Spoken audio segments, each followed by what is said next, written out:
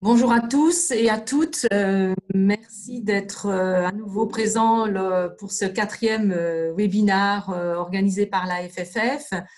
Vous êtes très nombreux à avoir réclamé le lien et à vouloir participer à cet échange. Je vous en remercie.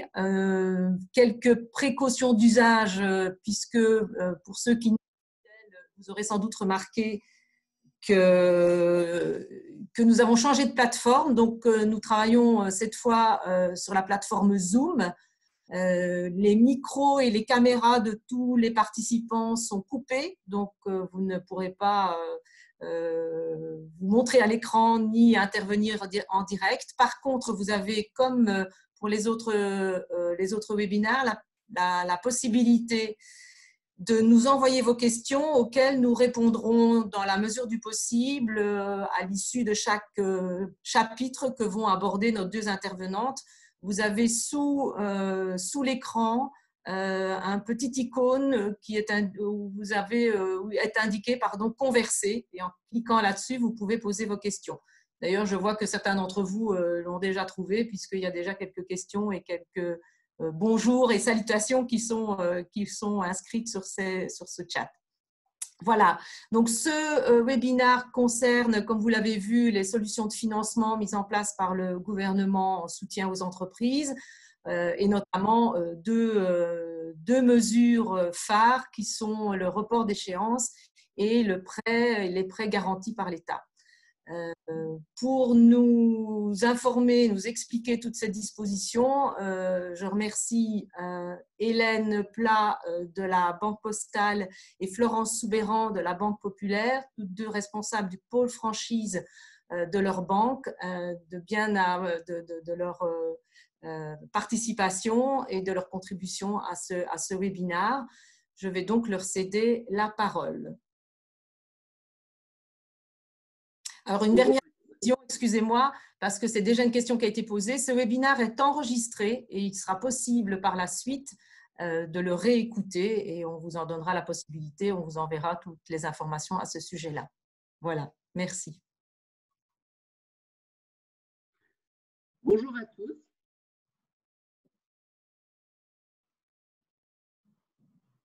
Agnès, est-ce que tu peux peut-être commencer à passer les slides? Donc, voilà un petit peu le programme tel que vous l'a annoncé Rosemary, avec deux chapitres majeurs. Donc, le premier sur... On a un problème de micro, là, non? On t'entend pas très bien. On t'entend de très, très loin, Florence. Ah, je vais basculer en casque, peut-être que ce sera mieux. Ouais, on va faire ça. Est-ce que vous m'entendez mieux? Ah, voilà, c'est mieux comme ça. Ouais. Aïe, aïe. Ça coupe un petit peu, là. Est-ce que c'est mieux comme ça? Oui. Quelqu'un m'entend ou pas du tout? Oui, on t'entend. C'est beaucoup mieux, Florence, merci. C'est mieux comme ça, merci.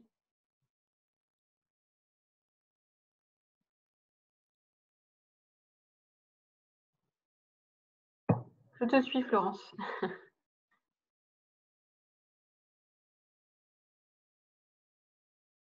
Est-ce que vous m'entendez ou pas du tout? Oui, Florence, oui. En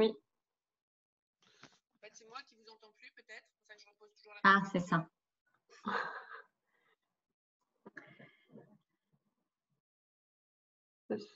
Ah, on l'entend plus. On vous entend, Florence. Merci à celui qui répond par la conversation. OK. Donc, moi, je ne vous entendais pas bien.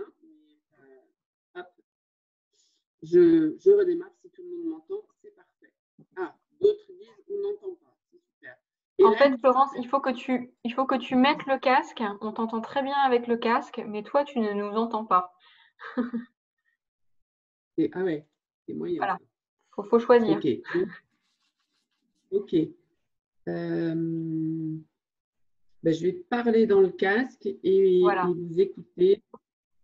Si je peux vous entendre, sur le micro. Non, si je mets le casque, je ne vous entends plus. J'ai un problème donc de haut-parleur au niveau de l'ordi. Enfin, si vous me donnez 2 secondes, je vais essayer ça. Est-ce que quelqu'un pourrait parler? Oui, bah écoute, voilà, on Ah, est à la super. SFF, tout va bien. Ok, donc Agnès, je t'entends. Et est-ce que vous, au niveau du micro, c'est bon cette fois-ci? C'est bon, Oui. Florence, on t'entend beaucoup mieux. Ok, super. Désolée Allez, on pour est ces reparti. ajustements. On est reparti. Et donc voilà, donc les deux grandes parties. Donc la première sur le report des échéances de prêt, et puis la seconde, bien sûr, sur le PGE, le prêt garanti par l'État. Et puis une troisième partie, si on a encore du temps, sur les autres dispositifs de financement mis en place par BPI spécifiquement pour cette période de Covid, et éventuellement donc le fonds de solidarité, puisque là il y a eu une nouveauté cette semaine qui n'a pas été déjà présentée lors d'un précédent webinaire. Voilà. Ok, alors, donc dans les différentes mesures de soutien aux entreprises, Agnès, si tu veux juste revenir sur la slide précédente, s'il te plaît. Voilà, donc le gouvernement a mis en place un ensemble de mesures immédiates et de soutien aux entreprises, dont le délai de paiement des échéances, des remises d'impôts, des reports de loyers. Et celle que nous allons développer plus particulièrement aujourd'hui, donc un fonds de solidarité qui peut représenter une aide allant de 1 500 jusqu'à 3 500 €, un prêt garanti par l'État, PGE, qui va être l'essentiel de notre présentation, les reports d'échéance des crédits bancaires et les autres dispositifs. Vous verrez que tout au long de la présentation, avec Florence, nous avons écrit beaucoup de choses. Donc, c'est une présentation qui est très écrite, sur laquelle vous avez beaucoup d'informations et où on a mis également beaucoup de liens pour que vous puissiez vous référer aux différents textes. Donc, si on vient, donc on voulait faire un préambule avec Florence. Bien sûr, toutes ces mesures mises en place par l'État sont de différents ordres. Quoi qu'il en soit, pour ce qui est du report d'échéance, pour ce qui est du prêt garanti d'État, dans tous les cas, vous devez vous rapprocher de votre conseiller de clientèle, de votre banque ou de vos banques, ainsi que de votre expert comptable, parce qu'il y a des petites différences, on va le voir, sur le report d'échéance de prêt, il y a des différences entre les établissements bancaires. Donc, ce qu'il faut bien, c'est vous rapprocher de votre conseiller ou de vos conseillers. Et il est également très utile d'aller sur les sites de vos établissements bancaires, car il y a beaucoup d'informations et qui sont très régulièrement mises à jour. Voilà. Un tout petit complément à ce que disait Hélène, c'est si on a fait un document très écrit, c'est, comme vous le savez, il sera transmis par la suite par la fédération, et ce qui vous permettra d'avoir un support complet.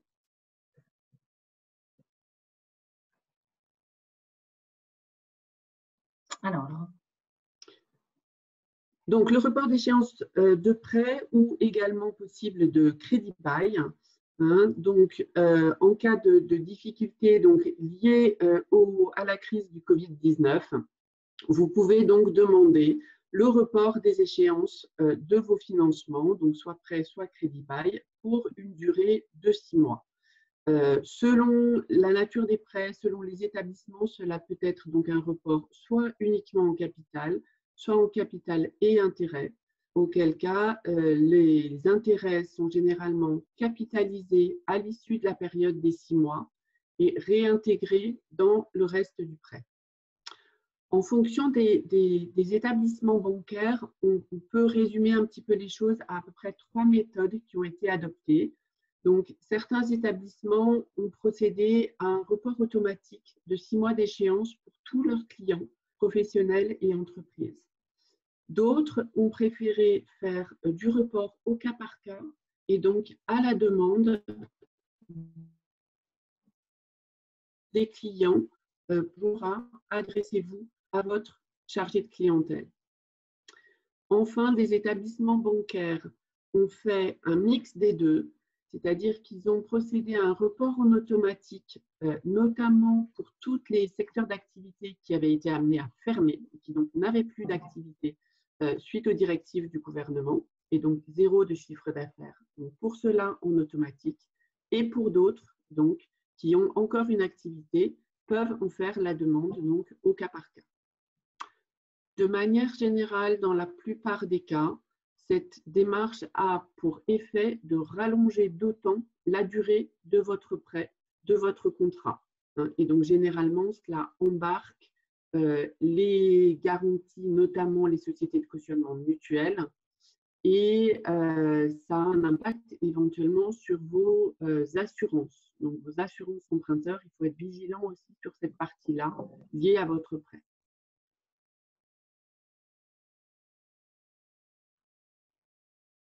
Hélène, tu prends la suite? Oui.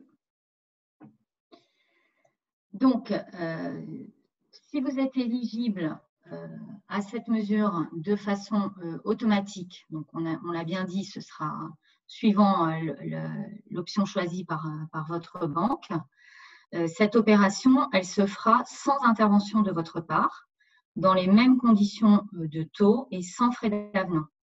Dans ce cas, vous recevrez dans les jours à venir un nouveau tableau d'amortissement ainsi qu'un courrier vous décrivant les principales modalités.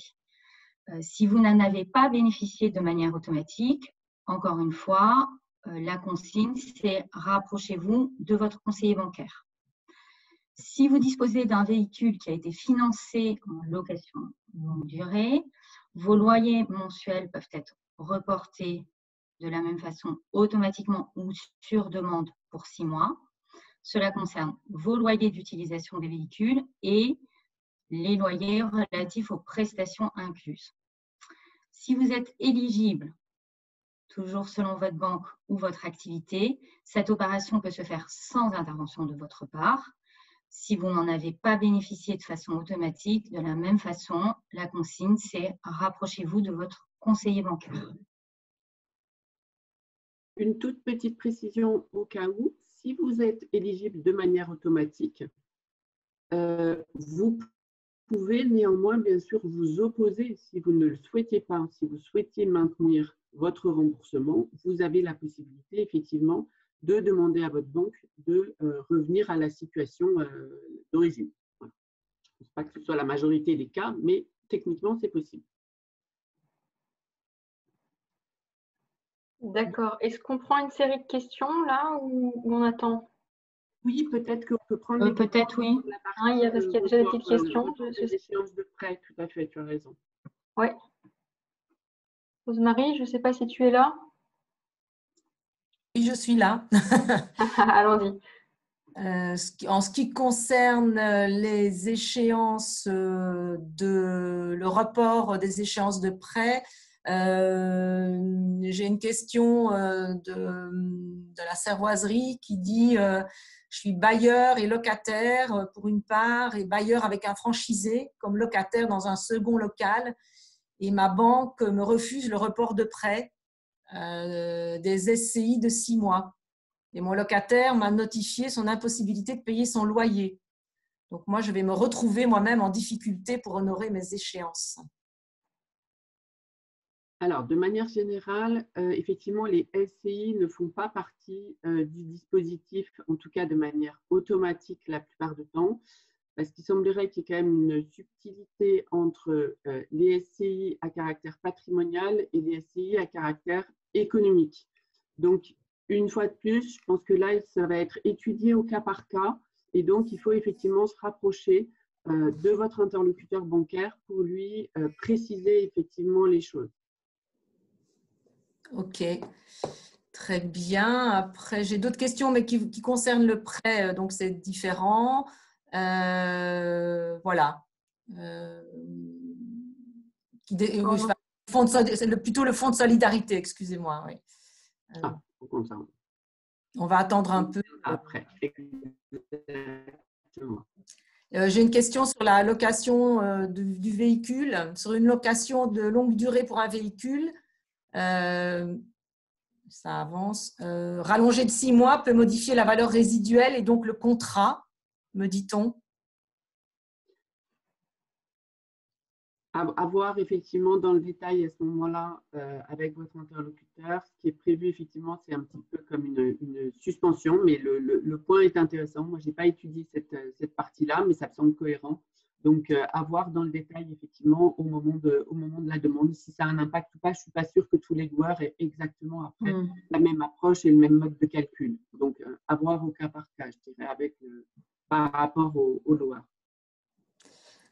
Ok, je pense qu'après, il y a d'autres questions qui sont déjà là sur le prêt garanti par l'État, mais je pense que c'est mieux que vous poursuiviez peut-être. Et puis après, si ces questions n'ont pas trouvé réponse, on les posera.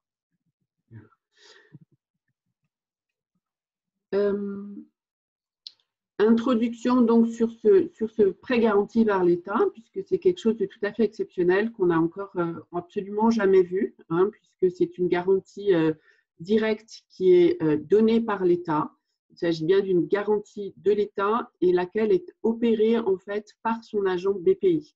Donc ce ne sont pas des contre-garanties BPI telles qu'on a l'habitude de les voir. Et les prêts sont distribués donc par les banques. Donc les banques, je ne vous cache pas que ça a été un peu branle-bas de combat quand même, pour mettre ça en place, faire les développements informatiques, etc., pour être en capacité de distribuer ce prêt. Et on a tous été au rendez-vous dès le 25 mars pour mettre en place ce nouveau prêt, après beaucoup d'échanges effectivement en amont avec la FBF, avec BPI, avec la direction du Trésor, pour mettre en place ce prêt de manière la plus cohérente possible pour tous. Donc, cette garantie de l'État, elle est fixée à 90% pour toutes les entreprises donc, qui réalisent un chiffre d'affaires inférieur à 1,5 milliard et qui ont moins de 5 000 salariés. Donc, je pense que c'est la grosse majorité des entreprises qui nous concernent, en tout cas aujourd'hui. Et ensuite, elle est dégressive, donc à 80%, puis 70% pour les entreprises donc, d'une taille plus importante. On vous a mis donc là en bas de slide le lien vers l'arrêté effectivement diffusé donc par le ministère des Finances sur cette garantie d'État. Vous pouvez consulter tout le détail en cliquant sur ce lien. Alors, les principes de ce prêt, donc quel est le périmètre des clients qui sont éligibles?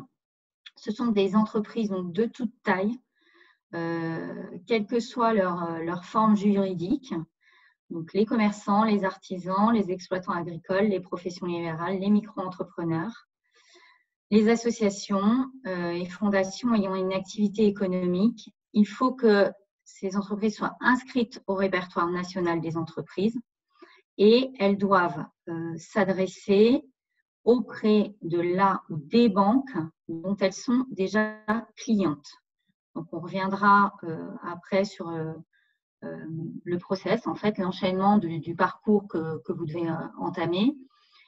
Mais on y revient toujours, c'est vraiment de contacter votre conseiller bancaire. Les clients qui sont exclus de ce prêt garanti par l'État, ce sont les SCI, les établissements de crédit ou sociétés de financement, les entreprises qui ont fait l'objet de l'une des procédures collectives notamment, les sociétés de gestion de portefeuille, organismes d'assurance, agents financiers et les associations qui ne disposent pas d'un numéro sirène. Ça distingue bien ceux qui sont les clientèles bénéficiaires et les clientèles exclues. Concernant le plafond, parce que ce prêt garanti par l'État est plafonné par entreprise, pour les créations antérieures au 1er janvier 2019, le plafond est de 25% du chiffre d'affaires 2019 ou à défaut du chiffre d'affaires 2018, le chiffre d'affaires s'entend hors taxe. Pour les créations postérieures au 1er janvier 2019, le chiffre d'affaires, si nécessaire, proratisé sur 12 mois, puisque tout dépendra de la date exacte de création, et par exception, on peut considérer la masse salariale estimée sur les 2 premières années d'activité certifiée par un expert comptable. Quelle est la nature du crédit mis en place? Vas-y Florence, tu voulais ajouter quelque chose? Non, vas-y, je t'en prie, c'est pas grave. D'accord. La nature du crédit mis en place, il s'agit d'un prêt à 1 an in fine, donc pas d'échéance ni en capital ni en intérêt avant les 1 an. Au terme de la période, donc au bout d'1 an, le client choisira, c'est lui qui choisit, soit il procède à un remboursement en une fois, ou bien il décide d'amortir sur une durée pouvant aller de 1 à 5 ans et cet amortissement donc, donnera lieu à une révision de la tarification. Il a la possibilité, pendant cette année, d'effectuer un remboursement anticipé. Quelles sont les conditions financières de ce prêt? Il n'y a pas de frais de dossier. L'assurance emprunteur est facultative. La commission de garantie de l'État est fixée à 0,25% pour les entreprises de moins de 250 salariés ou avec un chiffre d'affaires inférieur à 50 millions et de 0,50 au-delà pour les entreprises de taille plus importante. Le taux, je vois une question, le taux du prêt est décidé par les banques. Le taux du prêt, non, en fait, là, en l'occurrence, le taux, les conditions financières pour la première année reviennent en fait à la commission de garantie d'État. Autrement dit, en fait, il y a un accord de place pour qu'il n'y a pas de tarification finalement par les banques. C'est entre guillemets du financement, entre guillemets, à prix coûtant. Et donc, c'est le coût de la commission de garantie de l'État, de 0,25 pour la taille d'entreprise qui nous concerne majoritairement, que les banques vont reverser à l'État, n'est pas majoré. Donc, facturer les 0,25 qui sont reversés ensuite à l'État pour le coût de la garantie. Alors, je vais passer des questions. Je peux poser une question, Hélène, directement sur ce slide. On me demande si le remboursement anticipé est payant. Est-ce qu'il y a une pénalité pour remboursement? Alors, ça dépendra des réseaux bancaires. Donc, pour avoir la réponse à cette question, il faut vous rapprocher de votre banque. De même, il y a ce consensus sur cette tarification pour la première année. Par la suite, effectivement, la tarification change, d'autant que l'amortissement peut être soit en totalité, bien sûr, à l'issue de la première année, soit un amortissement sur une durée qui est variable de 1 à 5 ans. Auquel cas, la tarification, notamment, change en fonction de la durée d'amortissement de cette deuxième partie du prêt.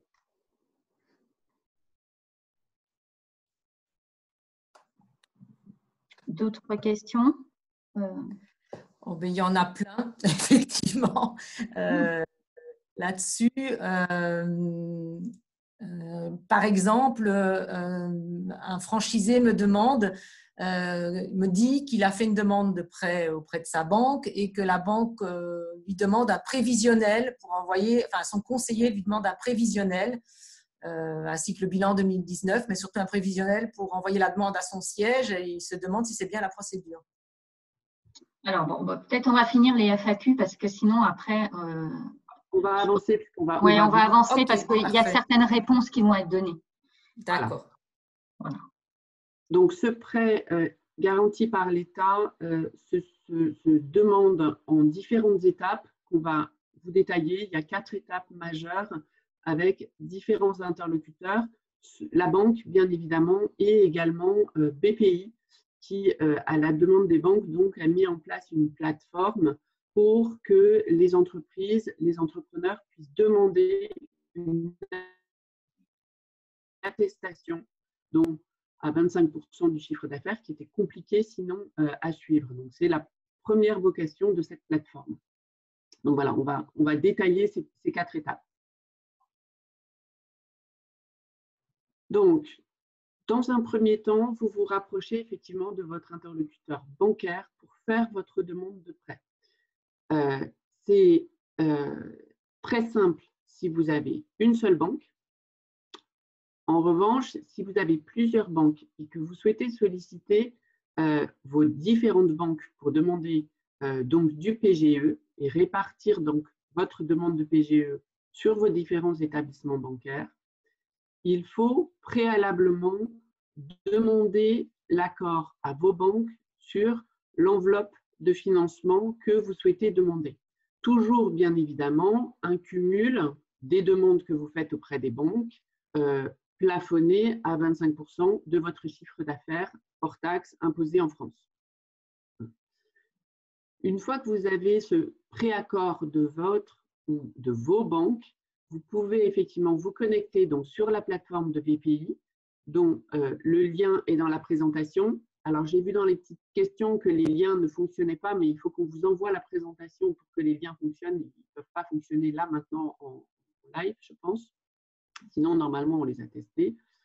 Et donc, vous vous connectez sur cette plateforme de BPI France, dont vous voyez là sur le support quelques copies d'écran, en renseignant certains éléments pour, si vous n'avez qu'une seule banque, c'est simple, vous demandez le montant donc, que vous souhaitez, toujours inférieur à votre plafond de 25% de chiffre d'affaires, et les coordonnées de la banque à laquelle vous allez faire cette demande.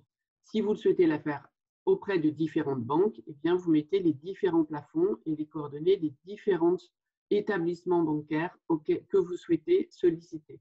Donc, raison pour laquelle il faut avoir le préaccord de la banque en amont pour que votre attestation BPI, par la suite, soit bien conforme aux demandes que vous allez faire et que les différents établissements bancaires sollicités aient le bon document conforme à la demande que vous allez faire. Donc non, ce n'est pas la banque qui fait la demande à BPI. Je réponds à la petite question en live. La garantie de l'État, elle est acquise par définition. Donc BPI ne filtre pas les demandes. BPI a juste mis en place une plateforme qui permet de gérer ce plafond de 25% que nous, établissements bancaires, devons pouvoir vérifier et être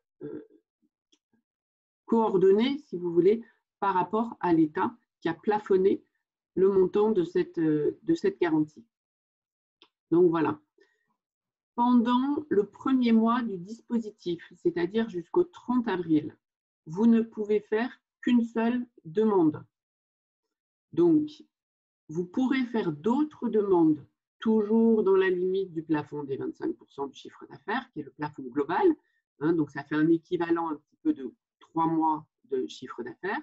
Si vous avez fait une première demande pour 1 mois à peu près d'équivalent chiffre d'affaires, vous pourrez faire d'autres demandes, mais après le 30 avril. Dans le premier mois, de manière à ce que tout le monde ait accès à la plateforme et qu'il n'y ait pas trop d'embouteillage, c'est limité à une demande par numéro sirène. Voilà.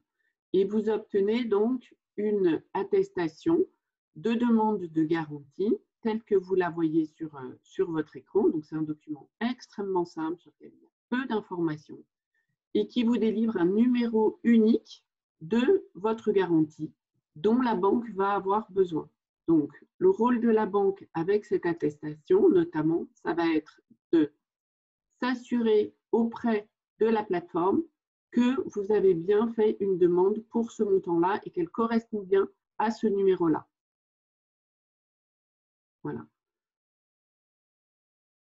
Alors, on a préparé avec Florence une série de questions qui sont soit reprises, vous le voyez tout en bas de la slide, dans le lien vers la FAQ du ministère de l'économie, ou des questions qui nous ont été remontées par nos réseaux.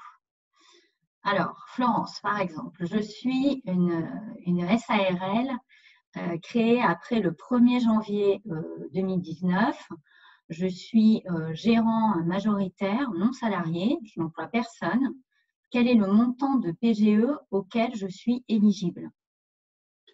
Donc, le plafond pour tous, de manière générale, est toujours de 25% du chiffre d'affaires, hors taxes et imposé en France. Donc, et le recours donc, à la masse salariale doit être vraiment fait à la marge et uniquement pour les entreprises innovantes pour lesquelles le chiffre d'affaires n'a pas vraiment de sens.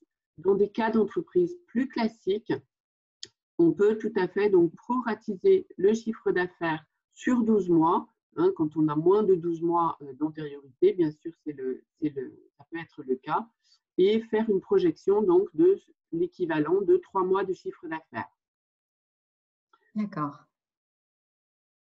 Si j'ai fait une demande pour 10% de mon chiffre d'affaires aujourd'hui sur la plateforme BPI France, est-ce que j'aurai la possibilité de redemander 10% plus tard?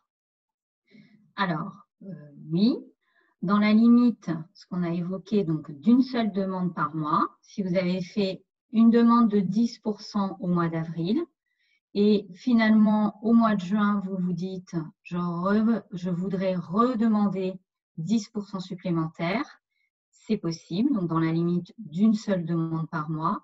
On ne l'a peut-être pas précisé, mais ce prêt garantie d'État donc débuté depuis le 25 mars et il sera possible d'en faire la demande jusqu'au 31 décembre 2020. Alors, j'ai envie de prendre une question que je vois passer là dans les questions. Pourquoi ne pas demander à chaque fois le plafond maximum? Alors, il n'y a qu'un seul plafond de 25% du chiffre d'affaires pour toutes les demandes. Donc, on ne fait pas plusieurs demandes du plafond de 25%. C'est le plafond global de toutes les demandes qui est à 25% du chiffre d'affaires. Et puis, c'est un plafond, c'est-à-dire qu'il va falloir aussi que l'entreprise soit en capacité, derrière, de rembourser un prêt de trésorerie qui est d'un montant équivalent à 25% de son chiffre d'affaires, ce qui est quand même assez colossal. Donc, bien sûr, la capacité de remboursement de l'entreprise reste un élément majeur pour l'analyse du financement et de la réponse que la banque va procéder. Ce n'est pas un droit à tirage.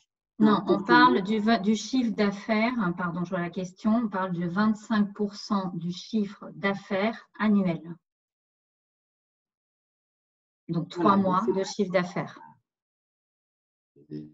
C'est une grosse enveloppe globale équivalente à 25% du chiffre d'affaires annuel. Et la date butoir pour demander ces contre-garanties est au 31 décembre. On a le temps. Alors, voilà. Autre question. Je viens juste de reprendre un fonds de commerce tout en début d'année. Et sur quoi va se baser du coup ce prêt?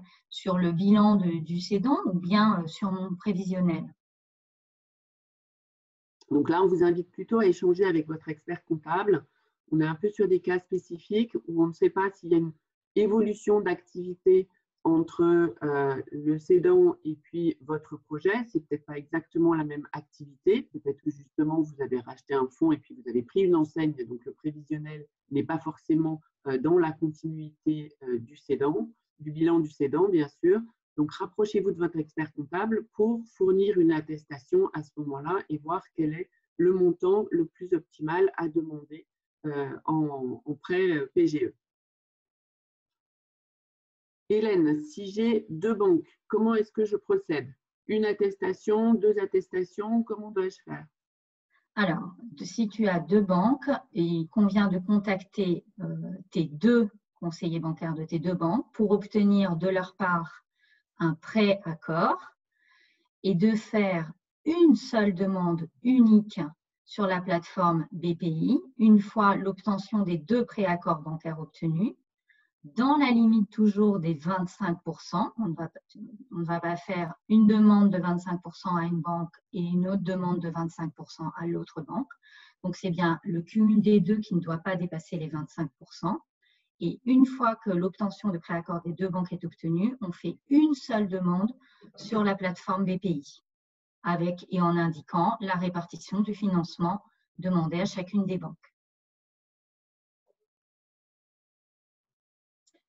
Alors, Florence, est-ce que les entreprises unipersonnelles sans salariés sont éligibles au PGE? Oui, elles le sont. Est-ce que je peux cumuler les bénéfices d'un prêt garanti par l'État, un PGE, donc avec d'autres dispositifs d'aide? Oui, tout à fait. Il est possible de cumuler un prêt garanti d'État avec une ou plusieurs types d'aides élaborées par les pouvoirs publics français dans la décision ou dans le cadre temporaire de la Commission européenne. En fait, sur la première slide où on vous indiquait l'ensemble des mesures qui ont été prises, vous pouvez bénéficier de chacune de ces mesures, bien évidemment. C'est cumulatif. Florence, comment est-ce que je peux faire si mes comptes 2019 certifiés ne sont pas disponibles? Deux possibilités. Soit on se positionne par rapport à vos comptes 2018, qui eux ont été certifiés, si vous en disposez bien sûr. Soit si vous n'avez pas de bilan 2018 parce que vous n'étiez pas encore installé ou qu'il est sur une période trop courte, une attestation de l'expert comptable fait foi pour présenter votre chiffre d'affaires. Est-ce qu'il y a un nombre de demandes maximum à faire au-delà du 30 avril? On a bien dit qu'il y avait une seule demande sur la plateforme BPI, donc avant le 30 avril, mais au-delà du 30 avril, est-ce que je pourrais en faire plusieurs? Alors, oui, c'est possible de faire plusieurs demandes dans la limite de une par mois et bien évidemment sans aller au-delà du plafond maximum autorisé qui est de 25% du chiffre d'affaires.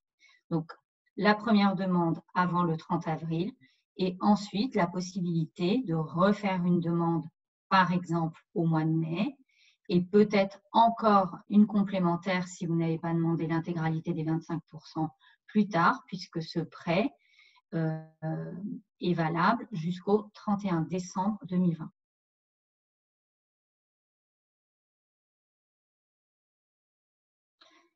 Si une entreprise revient plusieurs fois pour demander un nouveau tirage, donc là on reprend l'exemple de deux demandes, j'ai fait une demande par exemple au mois d'avril et je fais une nouvelle demande au mois de juin.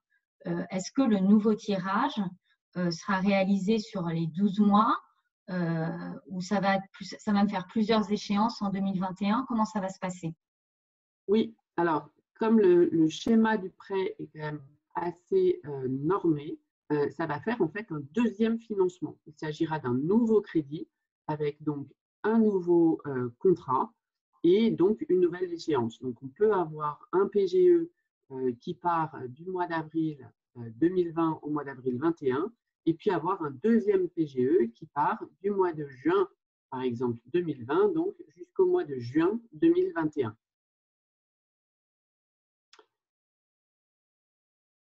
Oh, on est déjà beaucoup revenu sur le plafond. Oui, celui-là, je crois qu'on l'a déjà. Je crois qu'on va, celle-là, on va déjà posé. Je pense. Voilà. Par contre, le chiffre d'affaires est-il hors taxe ou TTC?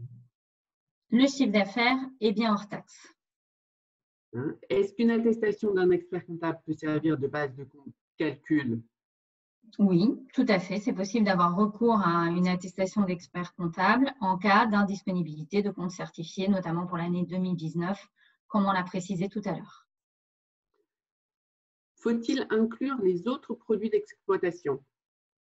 Alors, le chiffre d'affaires est celui de l'alias fiscal. Il n'inclut pas d'autres lignes de l'alias fiscal, comme par exemple les autres produits d'exploitation. Et peut-on bien prendre en compte le chiffre d'affaires total de l'entité française concernée ou bien seulement le chiffre d'affaires que cette entité réalise en France? Alors, la totalité du chiffre d'affaires de la société immatriculée en France est prise en compte. Merci. On va prendre peut-être des questions. Oui, il y a beaucoup de questions un peu différentes, mais voilà, on me demande par exemple si la somme totale est libérée immédiatement. Alors, si rendez avec votre attestation BPI. Ensuite, vous vous retournez vers votre établissement bancaire qui va quand même monter un prêt. Hein. Il y a quand même une signature de contrat de prêt, mais les fonds sont débloqués en une seule fois. Mais après la signature du contrat de prêt, à minima quand même. Hélène, tu veux rajouter quelque chose? Et en complément, est-ce qu'on peut faire ce qu'on veut avec cet argent prêté? C'est-à-dire, est-ce qu'éventuellement, on peut solder un crédit existant?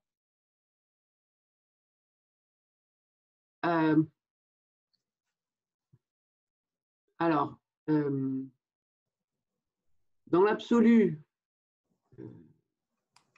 mais ce serait étonnant. C'est vraiment pas fait pour. En plus, c'est du crédit court terme. Ouais, je suis perplexe par rapport à l'intérêt de se faire. Il y a un plafond, on n'a pas une visibilité quand même sur les mois qui viennent, et c'est en tout cas se priver de la capacité d'avoir recours à ce prêt de trésorerie par la suite. C'est-à-dire que s'il y a d'autres besoins et qu'on l'a utilisé, donc le PGE, pour faire du remboursement de prêt antérieur, on n'a plus du tout de marge de manœuvre en tout cas. Je ne sais pas si c'est une bonne idée en tout cas. En tout cas, je ne pense pas auprès de la banque auquel vous aurez souscrit le prêt. Ce n'est vraiment pas l'objet de ce PGE. Après, si vous le faites auprès d'un autre établissement bancaire, ça va être plus compliqué pour nous de voir. Mais pour moi, ce n'est vraiment pas l'objet. Donc, c'est assez curieux comme question. Ce n'est pas du tout l'état d'esprit et l'objet de ce financement qui est là pour accompagner les entreprises à passer cette période de crise. Donc, je ne pense pas que ce soit prévu du tout. J'ai une autre question concernant les sociétés qui ont des capitaux propres négatifs. Elles ne seraient pas éligibles. Alors, on l'a vu, les sociétés… alors, il y a en difficulté dans la définition européenne, effectivement, me semble-t-il, ne sont pas éligibles. Donc, les sociétés en fonds propres négatifs sont des sociétés qui ont d'ores et déjà rencontré des difficultés avant la crise du Covid. Et le PGE a vocation à accompagner les entreprises dans leurs difficultés face à la crise du Covid. Et non pas à venir, entre guillemets, colmater des difficultés antérieures.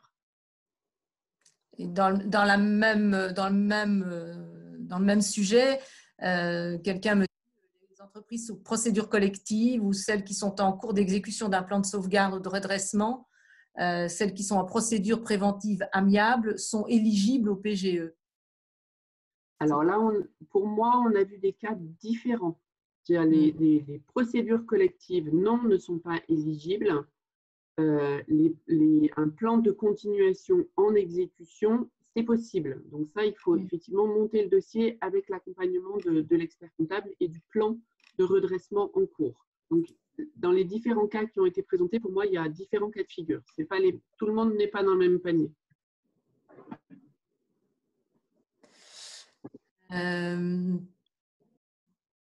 Si on parle de la période de crise, mais pas de l'endettement et de son financement une fois la crise passée, si jamais nous en sortons dans les prochains mois, pourrons-nous utiliser le PGE pour rembourser les reports? Non, ce n'est pas l'idée, c'est aucun intérêt. Non, je pense que personne ne montera un PGE pour monter du remboursement de prêt.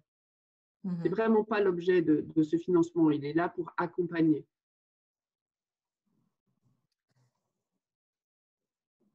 Ok, et puis manifestement, en fonction des banques, il y en a qui demandent des bilans, des prévisionnels et d'autres pas.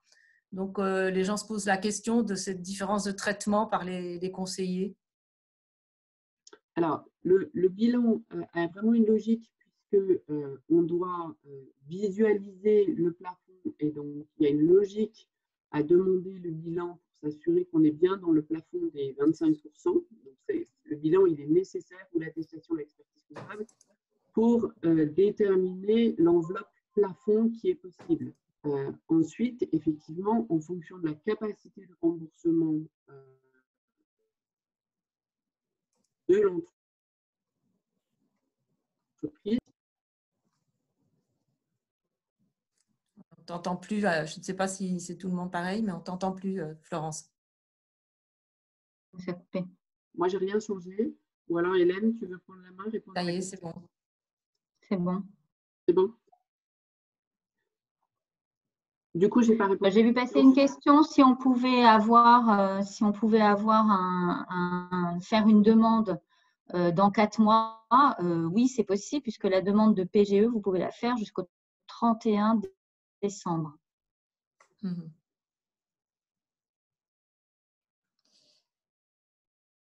Ok, je pense que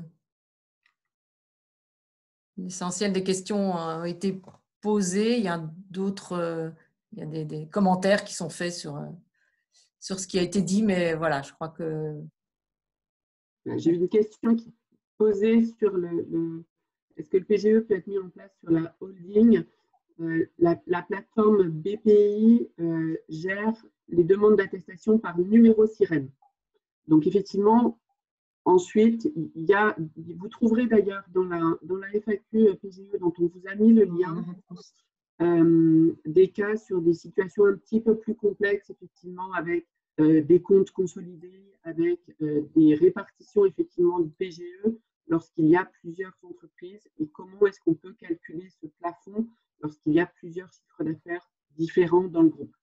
Mais la plateforme, elle est gérée par Sirène.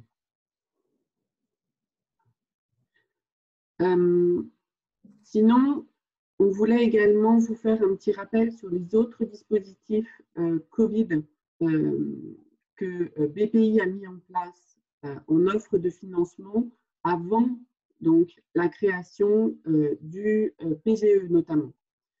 Donc, d'une part, BPI a mis en place la prolongation des garanties classiques sur les crédits d'investissement, c'est-à-dire sur tous les financements d'ores et déjà en place pour lesquels BPI notamment était contre-garantie. Il y a eu donc prolongation des aménagements opérés par les banques sans frais de gestion et prolongation de la garantie sur 6 mois également.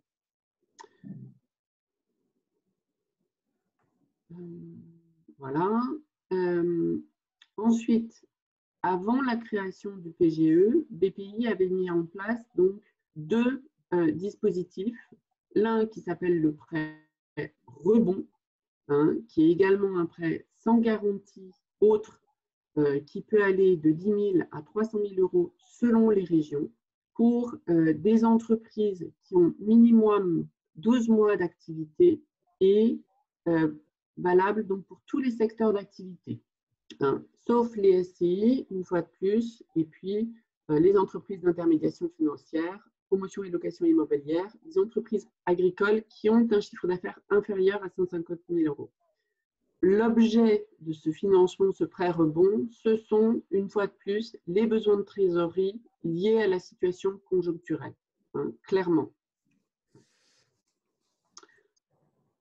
Ce montant peut avoir une durée donc, de 7 ans et bénéficier d'un différé d'amortissement en capital de 2 ans.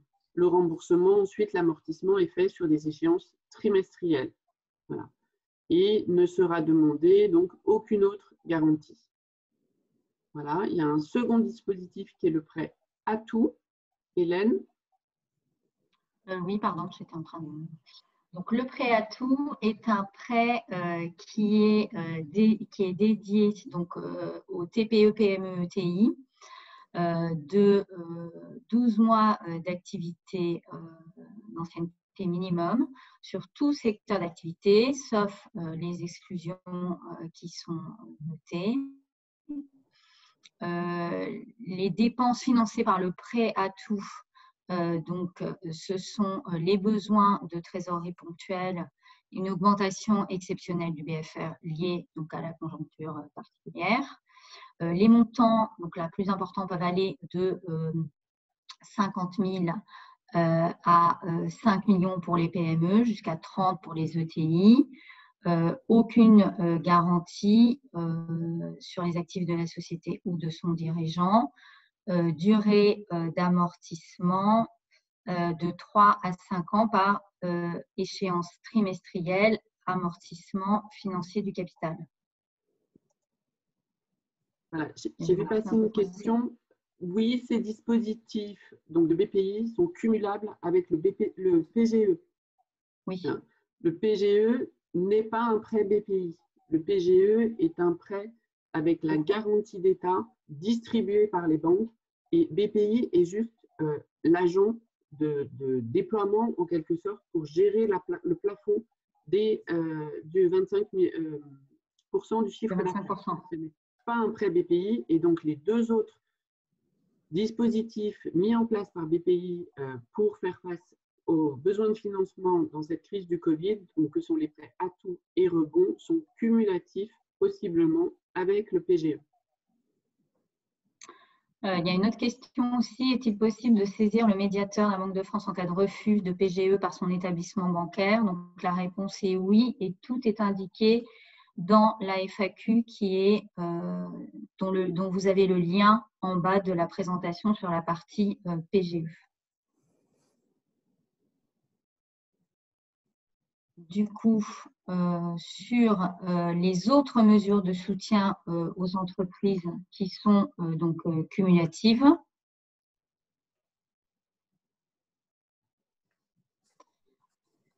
donc là, il s'agit d'un fonds de solidarité qui est une aide qui peut aller de 1 500 à 3 500 €. Ce fonds de solidarité, eh bien, il est financé par l'État et les régions. Les intercommunalités et les grandes entreprises pourront contribuer également au financement de ce fonds, ainsi que les compagnies d'assurance. Qui est concerné par ce fonds de solidarité? Eh bien, sont concernés les TPE, les indépendants, les micro-entrepreneurs et les professions libérales. Quelles sont les conditions pour bénéficier de cette aide de 1 500 €? Eh bien, il faut faire moins de 1 million € de chiffre d'affaires ainsi qu'un bénéfice annuel imposable inférieur à 60 000 €. Il faut soit avoir subi une fermeture administrative, soit connaître une perte de chiffre d'affaires de plus de 50% au mois de mars 2020 par rapport au mois de mars 2019 pour les déclarations à compter du 3 avril. Alors, la petite spécificité, c'est qu'au tout début du lancement de ce fonds de solidarité, ce que l'État avait dit, c'était que pour en bénéficier, il fallait avoir subi une baisse de chiffre d'affaires d'au moins 70%. Donc, apparemment, il y a eu des ajustements comme sur bien d'autres spécificités. Et là, à partir donc à compter d'aujourd'hui, il est possible de bénéficier de cette aide à partir du moment où on a subi une baisse de chiffre d'affaires de plus de 50%. Là, j'ai une difficulté parce que je ne peux pas lire ce qui est en dessous. Je ne sais pas comment je me suis débrouillée. C'était juste le lien vers la FAQ Fonds de solidarité que l'on vous a mis effectivement là aussi en bas de page pour tout complément d'information. Voilà. Pardon d'intervenir, juste pour l'aide, je crois qu'il y a aussi une condition d'effectif. Il faut avoir un effectif inférieur ou égal à 10 salariés. Oui, 10 salariés, exact, oui, voilà. Agnès, tout à fait. Simplement. Merci, on aurait dû le rajouter là. Pas de problème. Ça manque. Merci Agnès. Donc, ce montant de cette aide est donc de 1 500 € et il peut faire l'objet d'une extension pour des cas assez limités, hein, à vrai dire, pour bénéficier d'une aide supplémentaire au-delà des 1 500, donc une aide supplémentaire de 2 000 €. Donc, les entreprises qui peuvent en faire la demande sont celles qui ont déjà, d'une part, fait la demande pour bénéficier de l'aide de 1 500 €, qui emploient à minima un salarié, donc au 1er mars 2020, qui se trouvent dans l'impossibilité de régler leurs dettes exigibles dans les 30 jours à venir et qui auraient fait une demande d'un prêt de trésorerie d'un montant raisonnable auprès d'une banque dont elles étaient d'ores et déjà clientes et qui a été refusée par la banque. Donc, trace de refus de la demande de prêt de trésorerie devra être fournie. Donc, voilà, pour bénéficier de cette aide. Donc, a priori, c'est qu'on n'était pas éligible notamment à un PGE. Voilà, oui, la remarque. Oui. Alors, donc là, on vous a remis en fait les liens pour accéder aux détails donc, de ce fonds de solidarité. Précédemment, on a parlé du report d'échéance de prêt. Donc là, c'est bien auprès de votre banque. Le prêt garanti de l'État, c'est auprès de votre banque.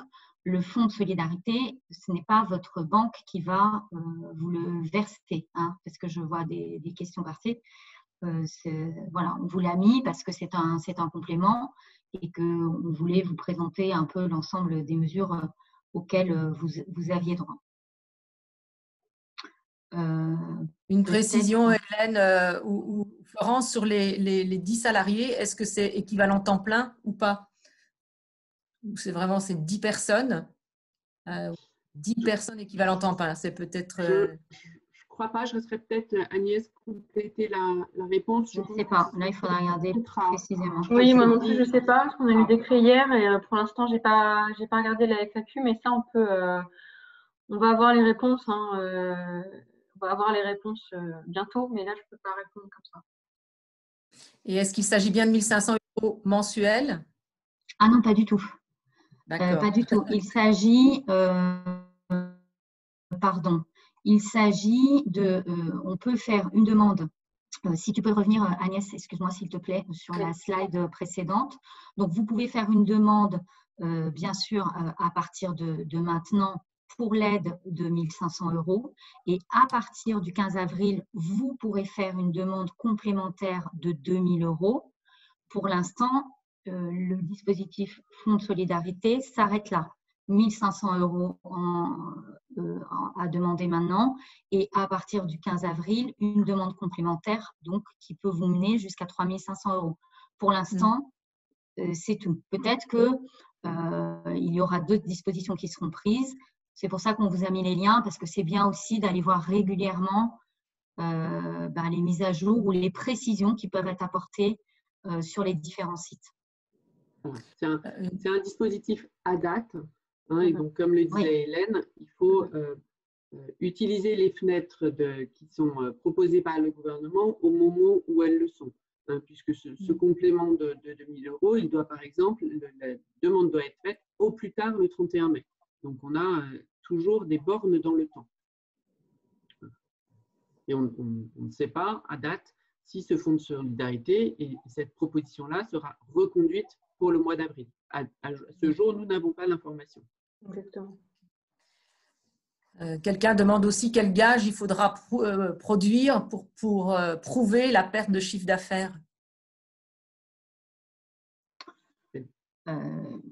Tout document comptable, attestation, bilan, facture, enfin voilà, c'est à voir avec votre expert comptable. C'est juste une question administrative quelque part.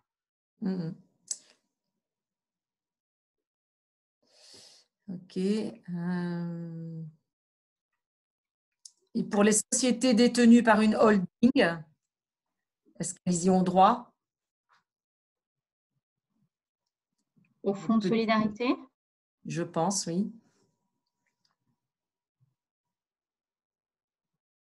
Bon, moi, je dis oui. Florence. De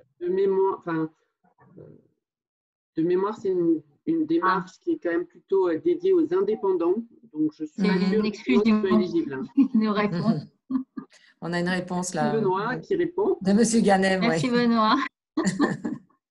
Mais effectivement, le Fonds de solidarité, il a vocation à accompagner les indépendants, notamment. Oui, c'est plutôt pour les micro-entreprises, les auto-entrepreneurs, les professions libérales. Les structures, hein, pardon, j'interviens. Agnès, FFF, j'interviens. Toutes les structures commerciales y ont droit. Elles ne fassent pas partie d'un groupe, hein, donc elles ne soient pas détenues par une holding. C'est ça la condition. Donc nous, on a pas mal de questions, notamment de salons de coiffure qui sont détenus certains franchisés ont plusieurs salons qui sont eux-mêmes détenus par une holding. Et donc, la question là, c'est comment on applique le dispositif. A priori, ce serait plutôt 1 500 € pour la structure en haut, mais ce ne sera pas pour chaque structure en bas, enfin détenue, vous voyez. Donc, il y a quand même des limitations, notamment, encore une fois, pour les holdings qui détiennent plusieurs structures. Mais je crois que sur le support, vous renvoyez vers une FAQ qui est mise à jour très, très régulièrement par le ministère de l'économie et qui répond vraiment à toutes ces questions parce que de détails, de documents. Donc, vraiment, il faut aller un tout petit peu fouiller ces docs pour avoir toutes ces questions, toutes ces réponses. Très bien. Écoutez, il est 13 heures. C'est vrai que les questions ont été nombreuses, mais le sujet a été bien exposé. Comme je vous le disais en introduction, nous allons vous envoyer le PowerPoint qui a été diffusé donc, à tous les participants. Donc, vous pourrez bien entendu l'utiliser. Et ce webinaire a été enregistré. Donc, on vous enverra également aussi ou on vous indiquera où vous pourrez réécouter ce webinaire dans le mail qu'on vous enverra par la suite. En tout cas, je vous remercie beaucoup de votre participation à tous. Je remercie bien entendu Florence et Hélène pour leurs explications. Et puis, je vous dis à une prochaine fois pour un nouveau webinaire de la FFF la semaine prochaine. Merci à tous. Au revoir. Merci à tous. Bonne journée. Merci. Prenez soin de vous. Au revoir. Au revoir. Merci. Bon courage à tout le monde.